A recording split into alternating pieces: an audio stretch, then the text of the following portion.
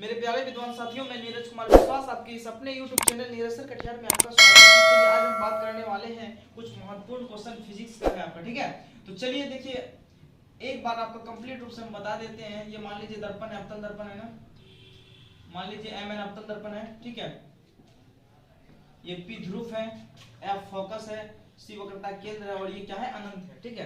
कहने का मतलब है अवतल दर्पण में वस्तु को कितना प्रकार से रख सकते हैं, 6 तरह से हम वस्तु को रख सकते हैं। या तो अनंत पर रखेंगे, या तो अनंत और C के बीच रख सकते हैं, या तो C पर रख सकते हैं, या C और F के बीच रख सकते हैं, या तो F पर रख सकते हैं, या F और P के बीच रख सकते हैं। कहने का मतलब टोटल 6 प्रकार का कंडीशन हुआ और इस 6 प्रकार के कंडीशन को हम ट्रिक से बता देंगे आपको। बस करना कुछ नहीं, केवल ध्यान से समझना है, ठीक है। चलिए, एकदम केवल ध्यान से समझना है। सबसे पहले हम कहीं ना कहीं वस्तु रखेंगे। जब तक वस्तु रखेंगे नहीं तो प्रतिबिंब बनेगा नहीं। पहले वस्तु रखेंगे, उसके बाद उस वस्तु का प्रतिबिंब कहाँ बनेगा, कैसा बनेगा, वो सारा चीज क्लियर हो जाएगा। आपको कुछ नहीं करना है, ठीक है। ये वस्तु हो गया, ठीक है, और ये प्रतिबिंब हो गया, ठीक है।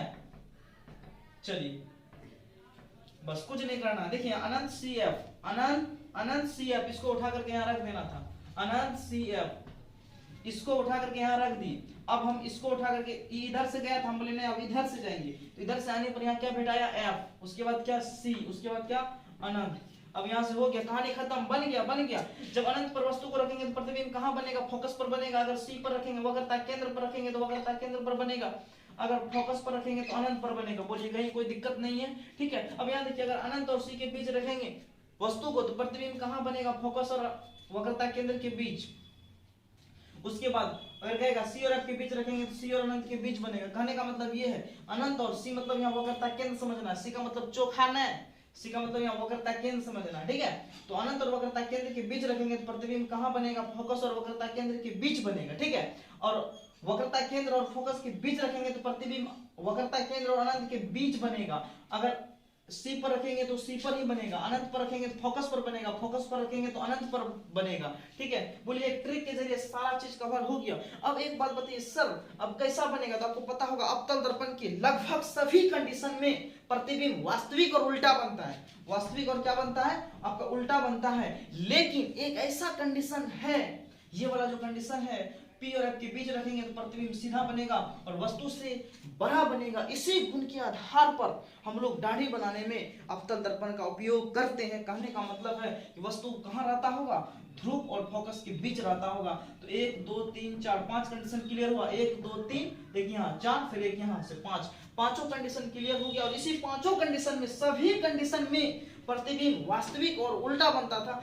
जबकि ये वाला कंडीशन में वो काल्पनिक और सीधा बनता है। काल्पनिक के साथ सदैव सीधा का प्रयोग करेंगे, वास्तविक के साथ सदैव उल्टा का प्रयोग करेंगे। कहने का मतलब है कि वास्तविक प्रतिबिंब जो होगा वह सदैव उल्टा बनेगा, जबकि काल्पनिक प्रतिबिंब सदैव सीधा बनता है। और काल्पनिक प्रतिबिंब का दूसरा नाम आभासी प्रतिबिंब है। क्यों?